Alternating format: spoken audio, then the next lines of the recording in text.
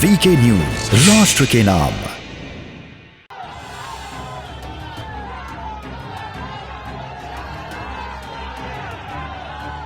नमस्कार, स्वागत है आप सभी का वीके न्यूज पर। मैं हूं आपके साथ चेतन पाठक। फैसले सड़कों पर नहीं, अदालत में होने चाहिए। यही लोकतंत्र है और यही संविधान के पालन की पहचान है। लेकिन मुस्लिम आक्रांताओं की ओर से किए गए पापों को चिन्हित कर उन्हें ठीक करने के लिए अगर भारत के लोग अदालत की शरण में जाते हैं तो भारत में मौजूद मुगलों के वंशज को मिर्ची लगने लगती है। भारत के संविधान और लोकतंत्र की दुहाई देने वाले ये लोग कोर्ट को ही कटघरे में खड़ा करने लगते हैं और अदालतों के फैसले को ही गलत करार देते हैं। इस पंक्ति में सबसे आगे हैं एआईएमआईएम के नेता और सांसद असदुद्दीन ओवैसी।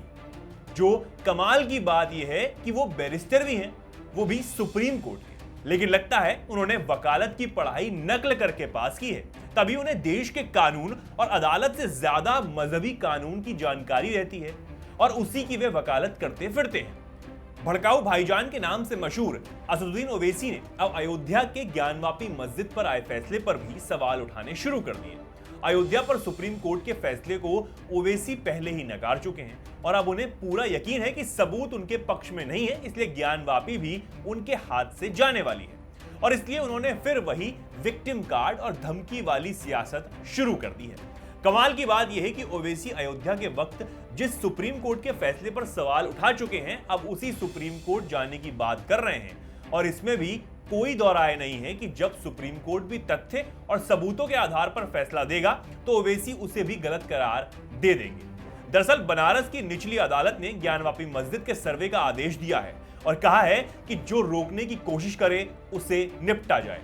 जिला जज ने फैसले में साफ कहा कि पूरी ज्ञानवापी मस्जिद परिसर का सर्वे और वीडियोग्राफी कराई जाए। ताला तोड़ना पड़े तो तोड़िए, जो बाधा आ रही हो उसे हटाइए, लेकिन 17 मई से पहले सर्वे करके रिपोर्ट कोर्ट में दाखिल कीजिए।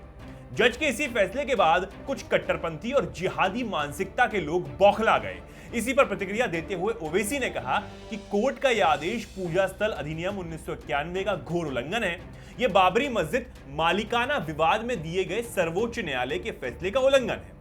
मुझे उम्मीद है कि all India Muslim personal law board और मस्जिद कमेटी सुप्रीम कोर्ट जाएगी। हमने एक बाबरी मस्जिद खो दी है और हम दूसरी मस्जिद खोना नहीं चाहते। अब ओवैसी भले ही कितना भी चाल चलें, कितनी भी कोर्ट के दरवाजे खटखटा लें, सच को दबा नहीं सकते।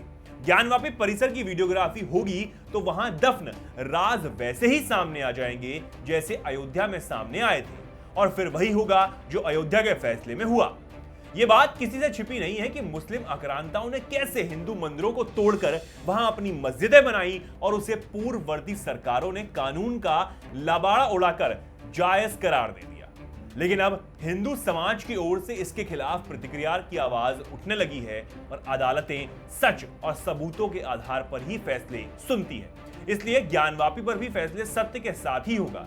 हालांकि मुस्लिम पक्ष ने सुप्रीम कोर्ट में भी अर्जी लगा दी है। बनारस कोर्ट के आदेश के खिलाफ सर्वोच्च न्यायालय में याचिका दायर की जा चुकी है, जिसमें ज्ञानवापी मस्जिद का सर्वे करने पर रोक लगाने की मांग की गई है। याचिका हुजैफा अहमदी ने लगाई है, लेकिन इस पर सीजीआई एनवी रमना ने कह दिया है कि वे पहले फाइलों को देखेंगे, उसके बाद ही कोई निर्णय लेंगे। इस खबर में इतना ही। आप क्या कहना चाहते हैं इस खबर पर हमें कमेंट सेक्शन में जरूर बताइए और ऐसी ही तमाम खबरों को जानने के लिए जुड़े रहिए वीके न्यूज के साथ।